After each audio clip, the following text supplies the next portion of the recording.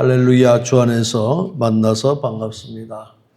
오늘은 하나님은 중심을 보신다라는 말씀을 가지고 은혜를 나누고자 합니다. 사무엘상 16장 6절과 7절에 보면 그들이 오매 사무엘이 엘리압을 보고 마음에 이르기를 여호와의 기름 부으실 자가 과연 주님 앞에 있도다 그랬거든요. 그런데 7절에 가서는 그의 용모와 키를 보지 말아라 그래요. 누구에게? 하나님께서 사무엘에게 지시하시는 거죠. 그래서 엘리압이라고 하는 이 사람을 이미 그를 버렸다 이렇게 말씀하시는데, 내가 보는 것은 사람과 같지 아니한다 이렇게 말씀하시면서 나는 여호와는 중심을 보느니라. 여러분, 중심을 하나님이 보신다는 말씀이죠. 예. 하나님과 우리 사랑하는 성도님들과의 관계 속에서도 진심이 있어야 된다 하는 말씀이죠. 하나님을 믿는데 내 마음을 진심을 다해서 드리는 것이 얼마나 중요한 것인가 하는 것을 성경에서도 볼 수 있습니다. 그래서 오늘 7절 하반절의 말씀은 사람은 외모를 보거니와 그랬습니다. 그런데 나 여호와는 중심을 보느니라. 하나님께서 오늘 이 밤에 저와 여러분의 마음을 보실 줄로 믿습니다. 그러니 하나님께서 여러분의 마음을 본다는 건 무엇일까요? 예배를 드릴 때에 신령과 진정을 다해서 하나님 앞에 예배 드리는 것도 중요하지요. 아주 중요합니다. 두 번째는 내가 신앙생활이 어떤 삶을 살아가고 있느냐 하는 것도 중요하다는 사실입니다. 그래서 세상 사람들이 보는 그 외모를 보는 것이 아니라 신앙생활은 하나님께서 우리의 중심을 보고 계신다 하는 것입니다. 그런데 오늘 말씀 속에 왜 이렇게 하나님은 이 말씀을 하셨나는가 있습니다. 사울왕을 사무엘이 섬겼습니다. 사무엘 선지자가 사울왕이라는 사람에게 기름을 부었습니다. 그런데 사무엘은 교만했습니다. 또 사무엘은 고집이 셌습니다. 그리고 하나님께 불순종하는 사람이 됐습니다. 여러분, 얼마나 하나님 앞에 건방진 모습인가 하는 것이에요. 하나님이 세운 왕이잖아요. 그런데 하나님 앞에 교만하고 하나님 앞에 고집이 세고 하나님 앞에 불순종한다는 것은 있을 수가 없는 얘기예요. 그런데 왜 하나님은 왜 외모를 보지 않는다고 말씀하셨을까요? 그렇습니다. 사무엘 왕은 외모가 준수했다는 것이에요. 사무엘 선지자가 그에게 기름 부을 때는 외모가 준수했다는 것입니다. 왕으로 세울 수 있는 그러한 사람이었습니다. 그런데 지나고 보니까 하나님 앞에 불순종을 하고 교만하고 고집이 있었습니다. 그래서 사울왕이 폐위가 되거든요. 이스라엘의 초대 왕이라고 그랬지 않습니까? 예. 그런데 왜 이렇게 고집이 세고 범죄를 하고 불순종했느냐 하면은 사무엘상 15장 3절의 말씀을 봐도 아말렉 전쟁을 앞두고 하나님으로부터 명령을 받습니다. 예. 이 명령을 받을 때에 사울이 불순종을 합니다. 그 말 15장 사무엘상 15장 3절의 말씀 보면 지금 가서 아말렉을 쳐서 그들의 모든 소유를 남기지 말고 진멸하되 남녀와 소아와 젖먹이는 아이와 우양과 낙타와 나귀를 죽이라고 말씀하셨습니다. 아주 싹 없애버리라는 거겠지요. 하나님께서 사울에게 이렇게 말씀한 거예요. 아말렉을 쳐서 그랬습니다. 그럼 모든 소유를 남기지를 말으라 그랬어요. 이것은 하나님께서 사울 왕에게 엄격한 그 말씀을 하신 거예요. 그게 말씀은 뭐냐? 남기지 말고 진멸을 하라 그랬어요. 완전히 없애버려라 이 뜻입니다. 근데 아말렉 족속은 그걸 왜 이렇게 싹 씨를 말르듯이 없애라고 한 이유가 있습니다. 출애굽기 17장 8절부터 16절의 말씀과 신명기 25장 17절부터 19절의 말씀을 보면 아말렉의 족속은 이스라엘이 이집트에서 나와서 광야를 지날 때 가장 약하고 지친 자들을 공격을 합니다. 그리고 괴롭힙니다.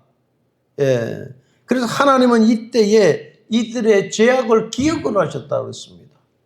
가장 약한 그 이스라엘 백성. 무기가 있습니까? 제대로 갖춰져 있는 전쟁에 그러한 그 시스템이 있겠습니까? 그저 하나님의 백성으로서 나가라 그럴 때에 애굽에서 급하게 나오지 않았습니까? 급하게 나온 사람들이 뭐가 준비가 됐겠느냐는 거예요. 사랑하는 성도 여러분, 하나님은 그걸 처음부터 다 보고 계셨다는 것입니다. 연약한 이스라엘 백성들을 다 보고 계셨습니다. 이럴 때에 이들이 이집트를 나와서 광야를 지나는 참으로 불쌍한 이들이었는데 그들이 아말렉이 장난을 치는 거예요.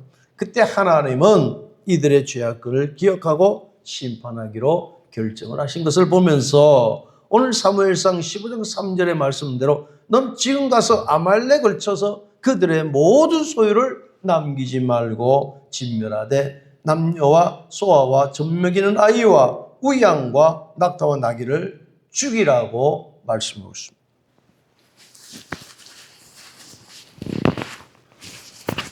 그렇습니다. 하나님의 이렇게 아주 강력한 그 말씀을 하고 계시는 것을 보게 됩니다. 그래서 출애굽기 17장 8절 16절은 참으로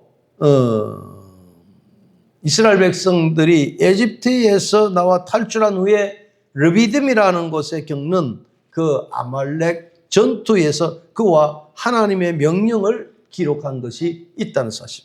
그때 8절에 보면 그때의 아말렉이 와서 이스라엘과 르비딤에서 싸우니라 했습니다. 르비딤에서 싸워요.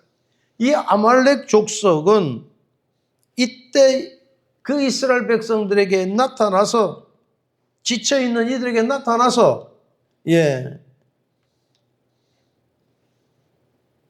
괴롭혔다는 것입니다.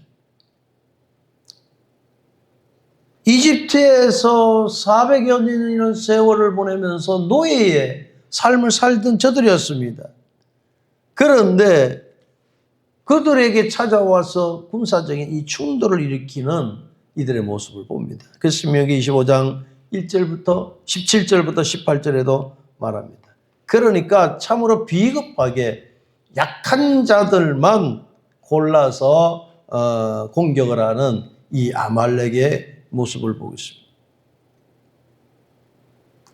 그렇습니다. 이렇게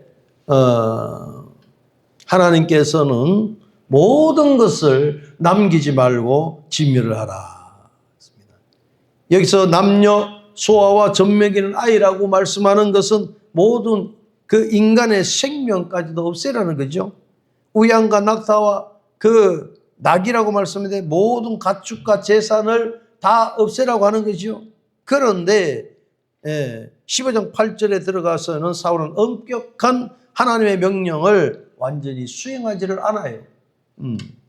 그래서 여기서 불순종했다 이렇게 말씀하고 있습니다. 거기에 사울 왕은 아말렉 왕인 그 아가그라는 그를 살려둡니다. 그래서 15장 9절에는 가장 좋고 값비싼 그 양과 소를 진멸하지 아니하고 전리품을 취했다고 15장 9절과 15절에 말씀을 하고 있어요. 아깝겠지요. 보이니까 없애버리고 싶은 마음이 없다는 거겠지요. 근데 하나님이 뭐라 그랬습니까? 없애라 그랬습니다.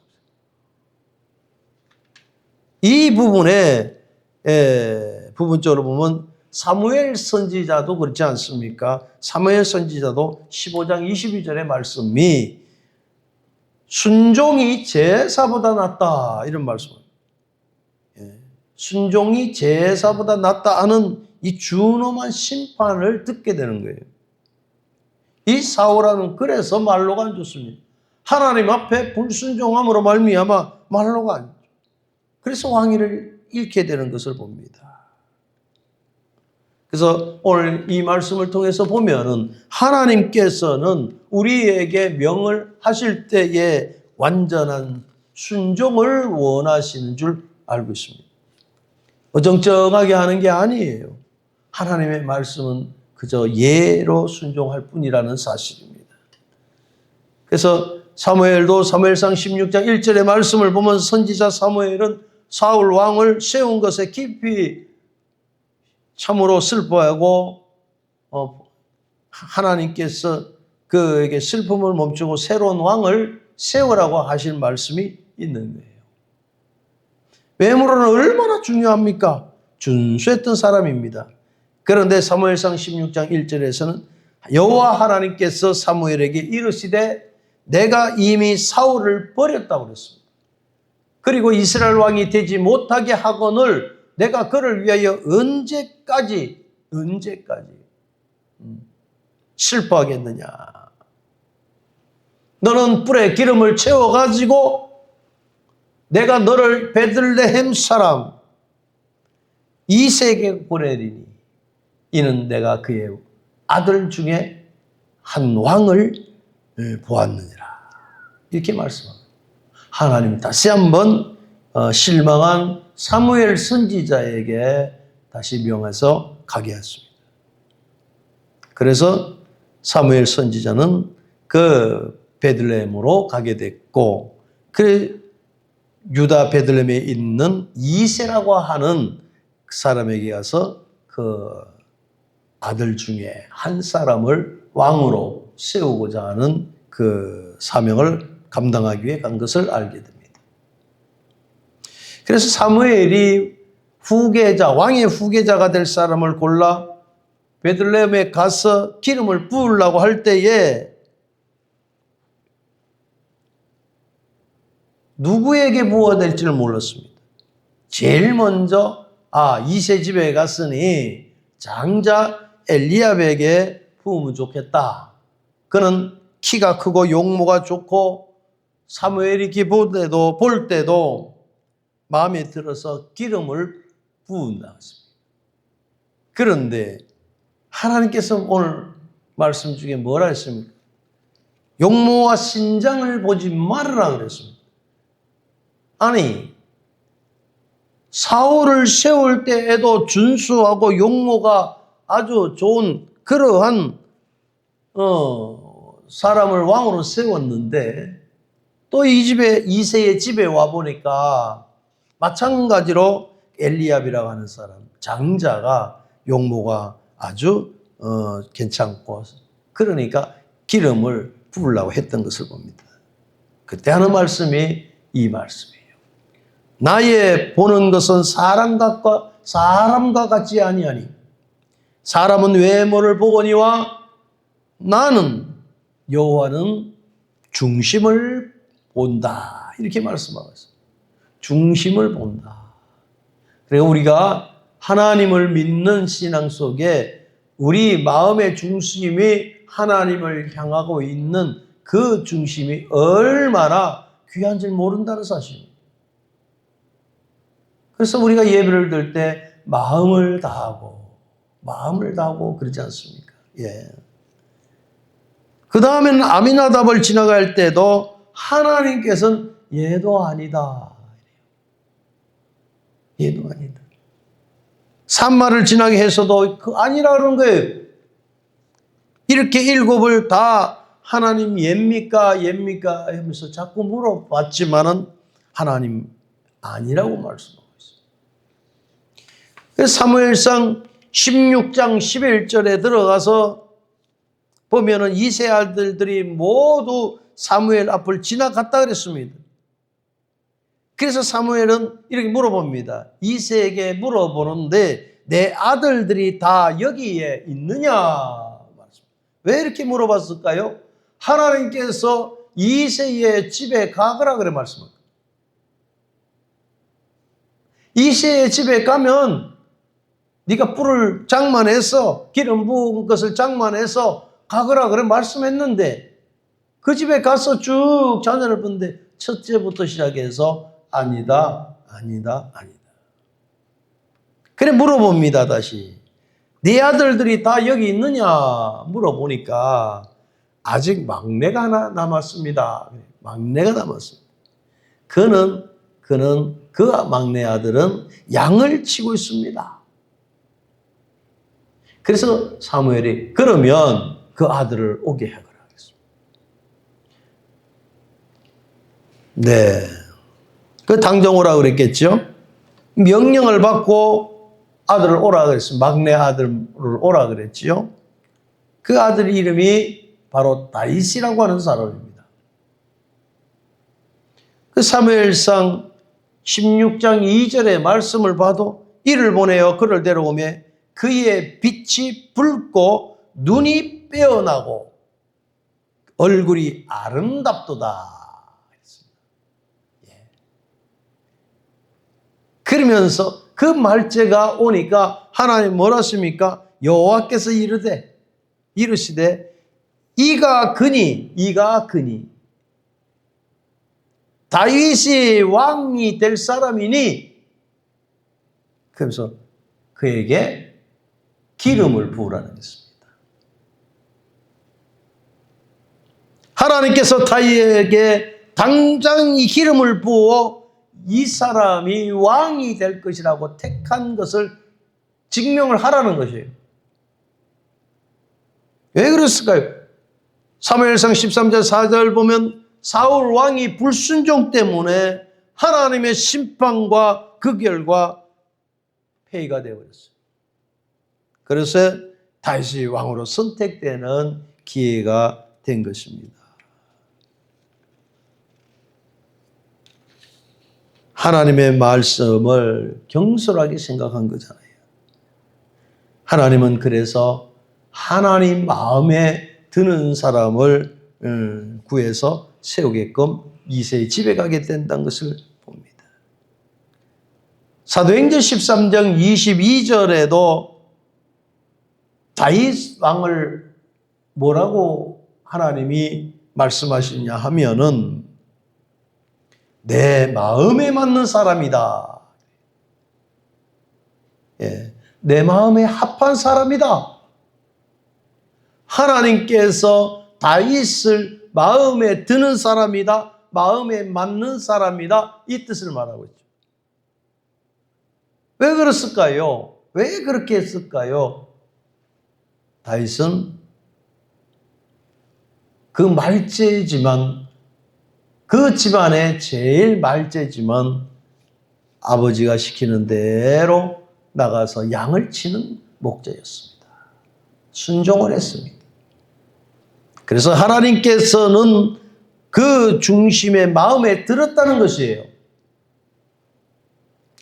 그 중심에 아름답고 부모도 형제도 알아주지 않았지만은 역대의 열왕 중에서도 가장 훌륭한 왕으로, 가장 기뻐하는 왕으로 세웠다는 사실입니다.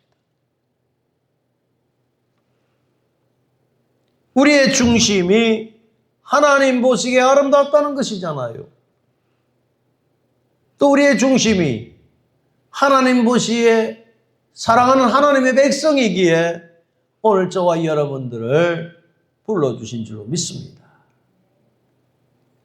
하나님 보시기에 너무 사랑하는 하나님의 백성이기에 예수 그리스도를 믿게 하셨고 그 예수 그리스도가 십자가에 못 박혀 죽기까지 우리를 사랑하시는 그 증표로 말미암아 우리를 택하시고 인도하셔서 오늘 하나님 전에 나왔고 하나님 앞에 예배를 드리는 것이다 하는 것입니다. 할렐루야죠.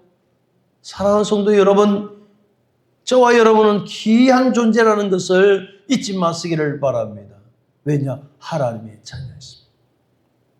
훌륭한 그 이세의 아들들이 많았지만 그 중에서 가장 말째인 다윗을 하나님 택하신 걸 보시길 바랍니다. 사무엘 선지자 역시도 그 눈이 덜 떠졌던 거예요. 하나님의 말씀을 듣고 순종하면서 이새의 집에 갔지만 말째가 있는지도 몰랐지 않았습니까? 근데 하나님은 그 사무엘 선지자의 그 지혜를 줘서 말째가 있는 것을 알게 했고 그에게 기름을 부었습니다. 그래서 오늘 하나님께서도 하나님의 백성과 다윗에게도 이렇게 합한 사람이고 마음에 맞는 사람이라 그러는데 이 또한 우리의 삶도 그래야 되지 않겠느냐 하는 것입니다. 여러분 남편이 여러분의 아내가 진정으로 내 마음에 맞는다면 얼마나 여러분 행복하겠습니까? 여러분의 자녀가 여러분의 마음에 맞는다면 여러분 얼마나 기쁘고 자부심이 대단할 것입니까? 아니 내 친구들, 주변에 있는 사람들, 이런 모든 사람들이 내가 그들과 마음이 그리스도 안에서 합해진다면 얼마나 참으로 기쁘고 감사할 일이겠느냐 하는 것입니다. 하나님은 중심을 보신다 했습니다. 겉을 하나님은 보신다는 거예요. 겉을 보시지 않고 겉모양의 외모적인 겉칠해적인 이런 걸 보지 아니하고 속을 보신다. 속사정, 속마음, 속심을 보신다 이거예요. 예.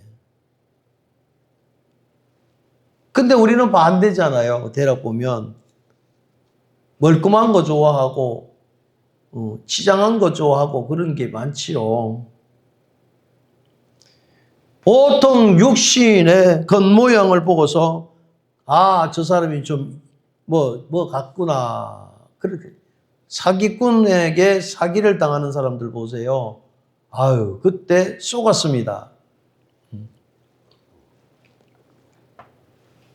얼마나 감언 이설로 하면은 속겠습니까? 네. 그래서 나중에 가슴을 치고 괴로워하잖아요. 얼마나 상대방을 속이려고 수단과 방법을 가리지 않고 행했겠습니까?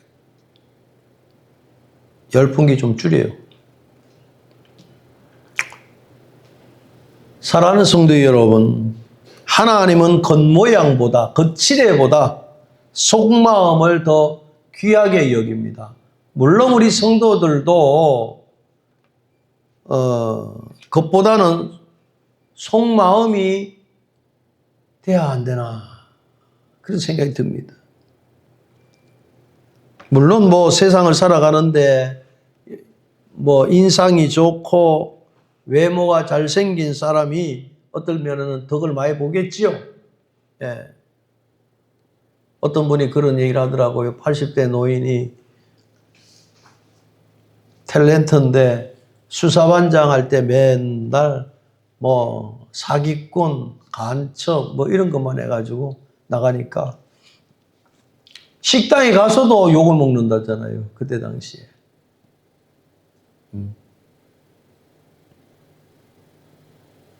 진짜인 줄 알고.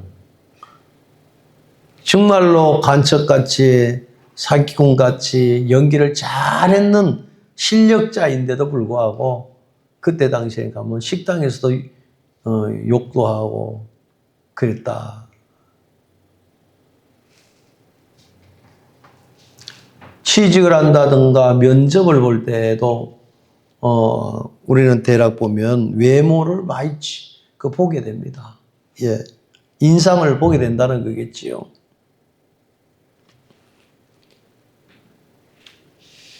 이런 것이 우리 사회생활에서는 거의 통일되어 있을 수 있습니다. 근데 하나님은 뭐라 하시면 겉모양을 절대로 보지 아니하시고 마음의 중심을 보는 거예요. 하나님은 그런다는 거예요. 하나님 앞에 내 마음의 상태, 내 심령의 상태, 이게 더 중요하다는 거잖아요. 그래서 요한복음 4장 24절에는 하나님은 신령과 진정으로 예배하는 자를 찾는다고 말씀합니다. 요엘 선지자도 그런 말씀하죠. 예. 요엘서 2장 23절에는 늘 제가 좋아하는 성구 중에 하나지요. 너희는 옷을 찢지 말고 마음을 찢으라. 그리고 너희 하나님 여호와께로 돌아오라. 그 하나님은 은혜로우시고 자비로우시고 노하기를 더디하십니다. 이내가 크시자 그 뜻을 돌이켜 재앙을 내리지 아니하신다 하셨습니다. 우리의 환경 속에 개개인 속에 교회나 이 나라 이 흘러가는 이 나라나 세계 정세나 모든 것을 바라볼 때에 많은 사람들은 어떻게 하면은 이 방법을 해결해 나갈까 하는 생각을 가지고 있습니다. 우리 믿는 백성들은 하나님을 믿는 하나님의 백성이라면 거칠애로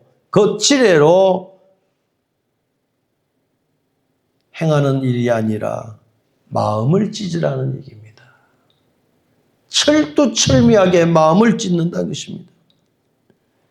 이 당시에 요엘 선지자가 있을 그 당시에는 이스라엘에 메뚜기 재앙이 있었습니다. 극심한 가뭄이 전례 없이 일어났습니다. 그러한 심판들이 들어올 때에 얼마나 힘든 극복할 수 없는 그런 어려움이 있었겠느냐 하는 것입니다. 그래서 요엘 선지자는 이거는 그대로 자연이 잘못돼서 된 게 아니라 이 백성의 죄가 있기 때문에 하나님께서 이 이스라엘 백성들을 경고하는 것이라는 거예요.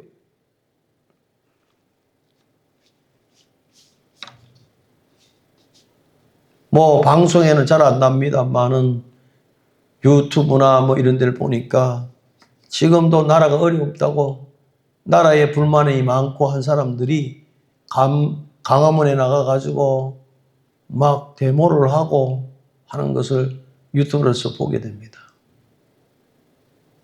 더 이상 못 살겠다 이러면서 노동자는 노동자대로 믿는 신앙인들은 신앙인대로 이래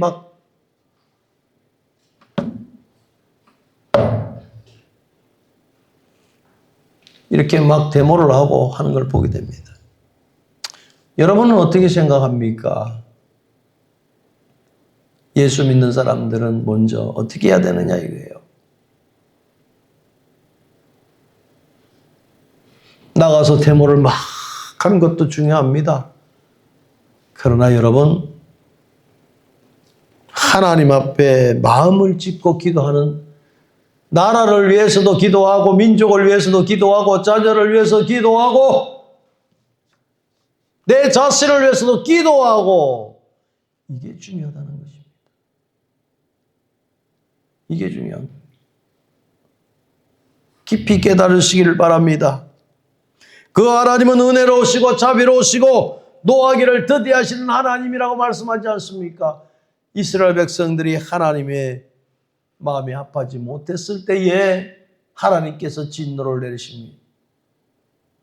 그래서 그래도 감사하게도 요엘 선지자를 통해서 저들이 회개할 수 있는 기회를 준 것입니다. 사랑하는 성도 여러분, 사람의 말로 듣지 말고 하나님의 음성을 들을 수 있는 영적인 귀가 들리기를 원합니다. 영안이 열려야 된다는 거예요. 육의 삶도 중요하지만 영적인 삶이 중요한 거예요. 성령이 충만함으로 성령께서 말씀하시고 성령께서 이끄시는 대로 살아갈 수 있는 그러한 훌륭한 거룩한 성결된 성품이 우리에게 필요하다는 말씀이에요. 하나님의 중심을 본다 그랬지 않습니까?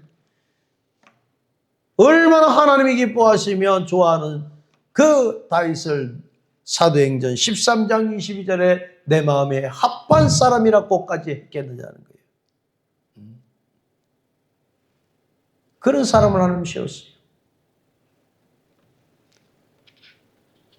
어렵고 힘들다고 여러분 어떻게 풀어가 볼까, 저렇게 풀어가 볼까, 그런 생각을 하고 있습니까? 그런 고뇌 속에 빠져 있습니까? 요엘 시대에 그 사람들은 마음이 완악했습니다. 완고했습니다. 이러한 재앙이 막 들어오는데도 불구하고 완고했다는 거예요. 하나님 앞으로 돌아갈 수 있는 그 삶을 안 하고 그냥 우리가 잘못했는 건 잘못했는 것 같은데 이런 생각을 하고 있어요. 요엘 선지자가 이렇게 막 외쳐도 어떠냐? 그저 회개하는 척 하는 거예요. 그러나 그 중심이 돌아오지 않는다는 거예요, 여러분. 하나님께로 돌아오지 않는 심령이 돼버린 거예요. 어느 성도들 만나면 그러세요. 제가 참 기도 안 하는 게 참 티가 납니다. 기도 좀 해야 되겠는데요. 기도해야 됐는데요. 말만 그래놓고 안 해요. 그거와 똑같은 거예요. 행동으로 하는 척 하기만 하는 거예요.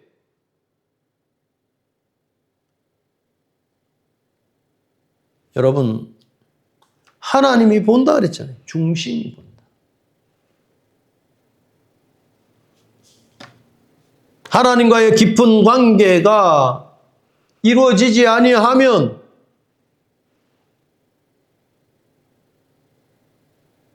하나님이 과연 기뻐하시겠느냐. 어디서 듣기는 잘 들어갔고 그래도 하나님은 우리를 사랑하시니까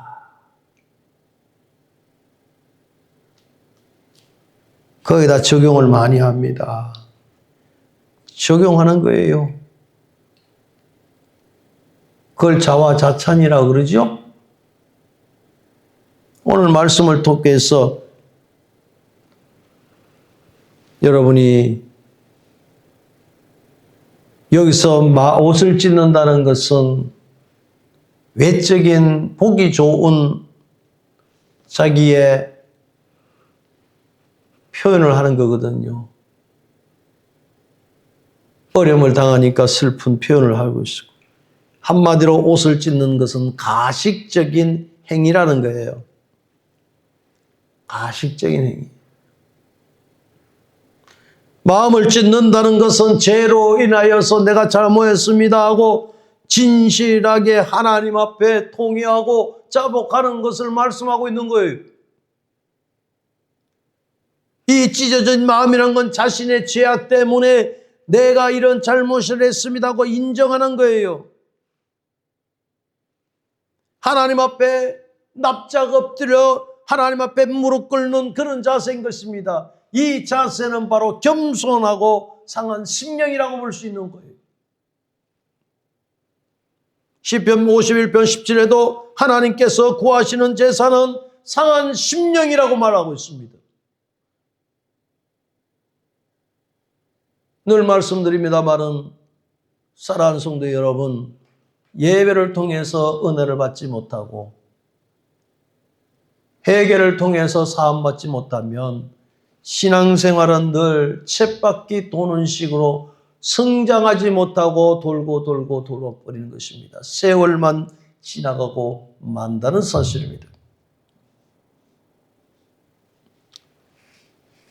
예수님께서도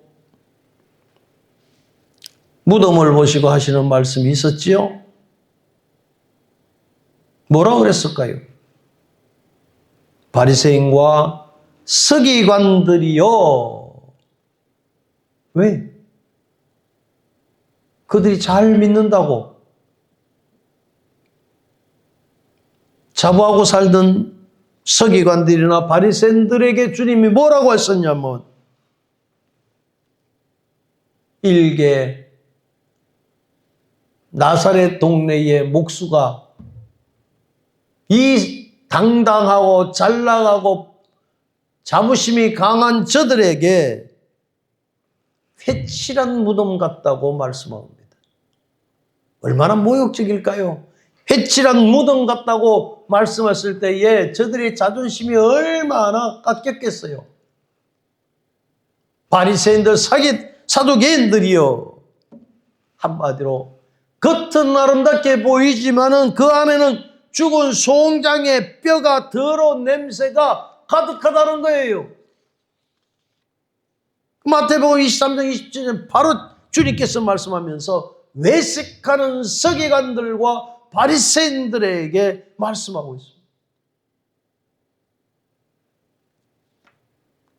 23장 27, 28절의 말씀을 통해는 안으로는 외식하고 불법이 가득하다고 말씀하고 있습니다. 이런 심정으로는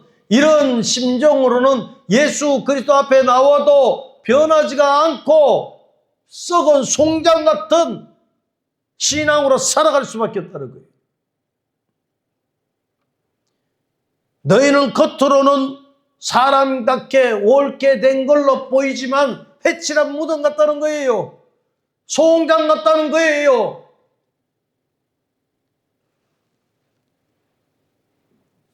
하나님은 오늘도 저와 여러분들에게 진실성을 보이라고 말씀한지도 모르겠습니다. 오늘 이 말씀을 통해서.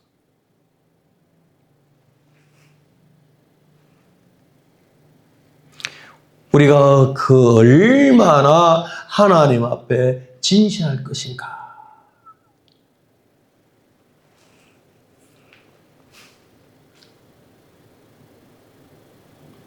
시대마다 겉과 속이 다른 사람들이 비일비재하기 때문에 오늘도 이 말씀이 필요하지 않겠는가 하는 것입니다.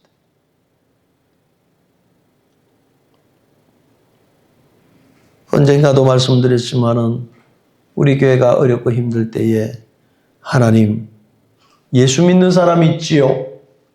그 예수 믿는 사람을 보고 싶습니다. 이 기도를 했어요.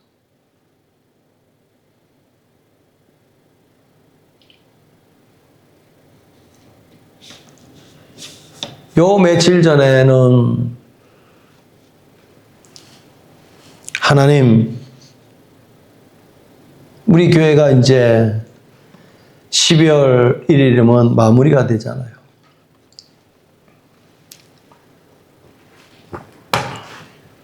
벌써 코앞에 닥쳐올 그때에 대해서 그때 가서 생각하지 뭐 그게 아니라 이미 저는 오랜 시간 전부터 생각하고 번뇌하고 이랬어요. 우리 주님께서 기도하실 때도 나와 같이 기도한 사람이 없느냐? 그랬잖아요. 하박국이도요. 그랬잖아요. 얼마나 신앙이 좋으면 외양간에 소가 없어도 소출이 없어도 나는 여호와를 인하여 기뻐하리라. 즐거워하리라. 이 말씀을 보면서도 과연 나는 하상진 목사는 여호와로 인하여서 기뻐하는가? 여호와로 인하여서 즐거워하는가? 아니면 속물인가?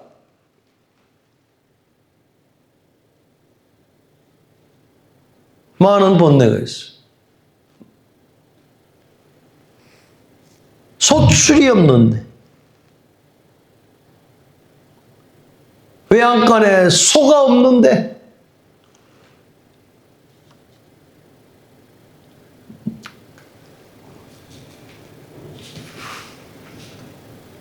그것이 가만히 생각해 보면 예만교회가 그렇지 않는가.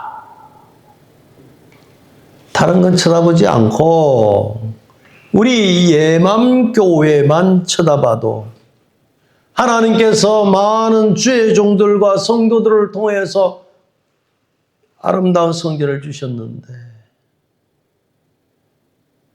12월 초면 그게 무슨 소용이 있어요? 참 좋습니다. 참 좋습니다.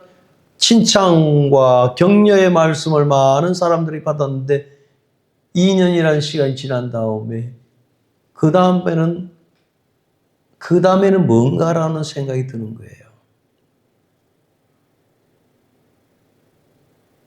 왜?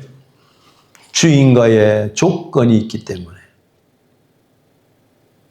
그래서 제가 하박국이는 대단하구나. 요한간에 소가 없어도 소출이 없어도 여호와로 인하여 즐거워. 많은 고뇌를 하게 만드는 하나님의 말씀인 것을 하게 됩니다.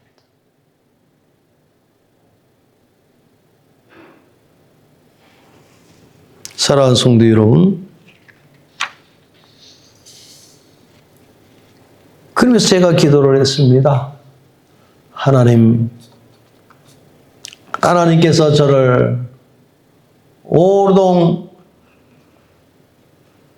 14번지 달 동네에서 목회하라고 하셨고 한 지가 이제 30여 년이 넘고 40년이 다 돼가는 이때에 아직도 이스라엘 백성처럼 광야에서 뺑글뺑글 도는 인생이 되는 교회 목회를 하고 있습니다.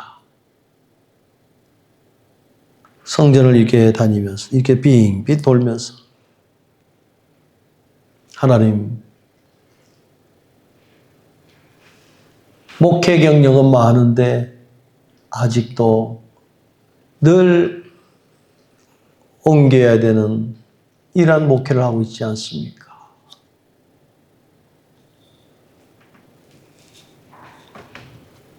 며칠 안 남았잖아요. 12월 1일이면. 하나님, 저도 정착하며 목회할 수 있는 목회자가 됐으면 얼마나 좋겠습니까? 이런 기도와 하나님과의 대화를 했습니다. 사랑하는 성도 여러분,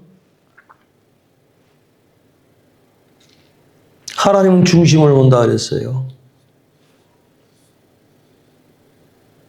저와 같은 마음, 같은 뜻, 같은 신앙을 하고 있는 예맘교회 성도 여러분,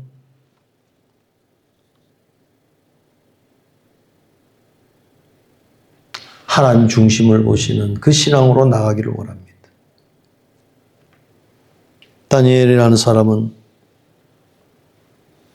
아주 신앙에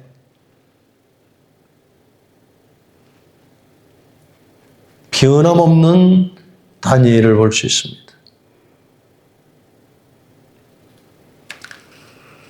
나라에서 기도하지 말라고 그랬는데도 불구하고 다니엘서 6장 10절의 말씀을 보면 사자굴에 던질 위험까지도 그는 무릅쓰고 예루살렘을 향해서 창문을 열고 하루에 3번씩 기도하는 기도의 사람이었습니다. 그리고 기도하면서 그의 하나님께 감사했다는 거예요. 감사했다. 할렐루야. 이 어렵고 힘든 그 상황 속에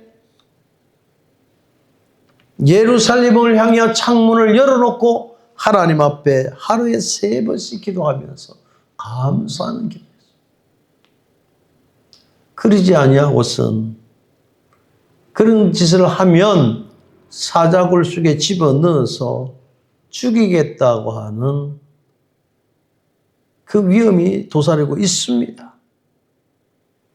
그런데도 불구하고 자신의 신앙을 변함없이 지킨 다니엘을 볼 수 있습니다. 왜냐하면 왕의 도장이 찍힌 그것을 어기고는 누구든지 그걸 지켜야만이 한다 하는 것입니다. 지켜야만 한다. 왕의 법을 지켜야 된다는 거잖아요. 안 하면 죽음이 닥쳐오는 거예요.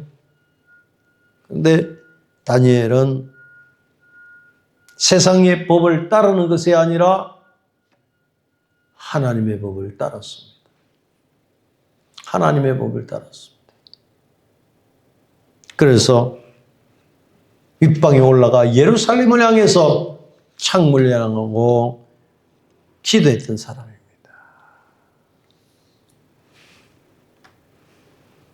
그렇습니다. 이처럼 하나님 앞에 중심을 드릴 수 있는 삶, 하나님 앞에 습관대로 하루에 3번씩 기도하는 삶,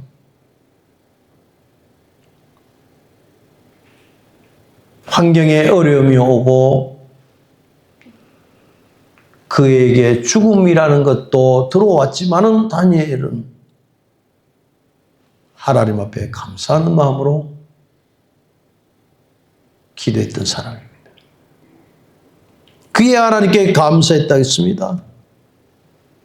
심각한 위험 앞에서 두려움 속에 덜덜덜 떨면서 살려달라고 간구하는 것이 아니라 전능하신 하나님의 법에 따르면서 굳건하게 기도하는 다니엘을 볼 수 있습니다.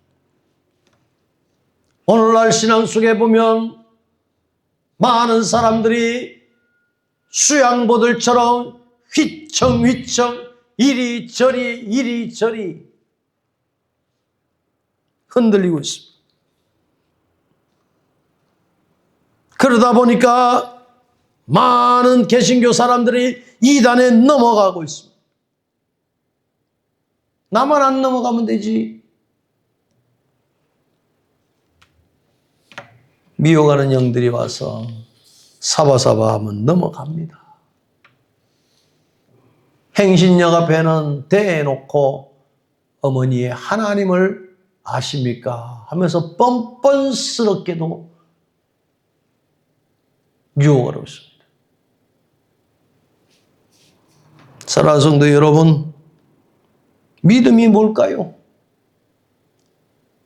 오늘 이 시간에 우리는 마음을 드리기 위해서 예배를 드리는,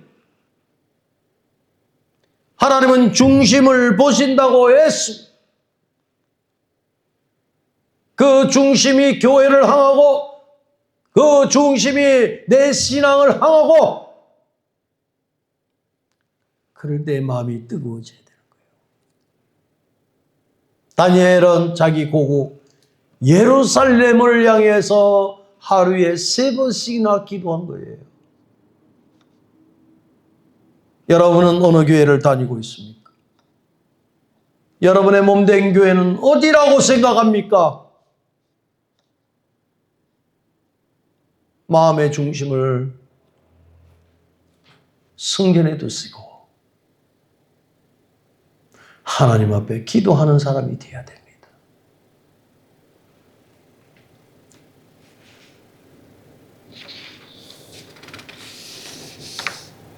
우리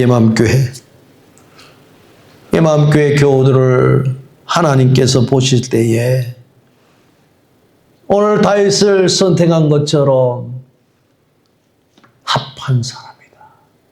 내가 예맘교회 성도들을 보기에 보기 좋은 성도들이다. 진실했기 때문에 그렇다.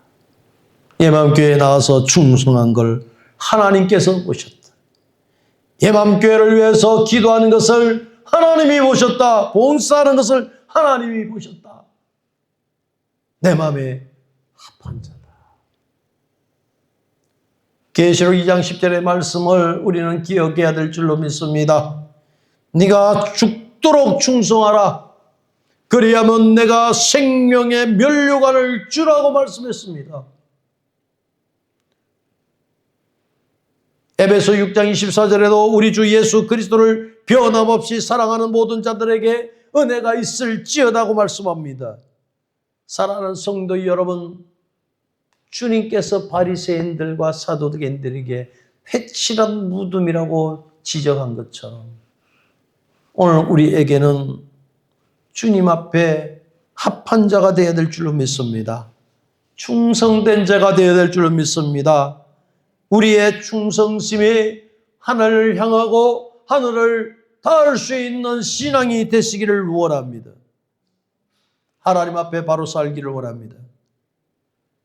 우리는 찬송도 기도도 설교도 헌금도 그 중심을 기울여서 내게 있는 모든 것을 아낌없이 정성으로 바치고 신앙이 되어야 된다는 것입니다. 그럴 때 하나님은 우리의 중심을 지켜보고 계신다는 사실을 깨닫고 조금도 흔들리지 않는 오직 하나님을 바라보며 신앙생활에 불태울 수 있는 삶이 되시기를 주의 이름으로 축원을 드립니다. 기도합니다.